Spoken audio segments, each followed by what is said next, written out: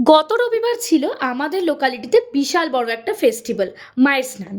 মায়ের স্নানটা আবার কি? শোনো, যারা লোকালিটির মধ্যে রয়েছে তারা তো বুঝতেই পারছো মায়ের স্নানটা কি। যারা আউট অফ লোকালিটি ভিডিওটা দেখছো তাদের উদ্দেশ্যে বলি, কথিত রয়েছে মা শীতলারা ৭ বোন।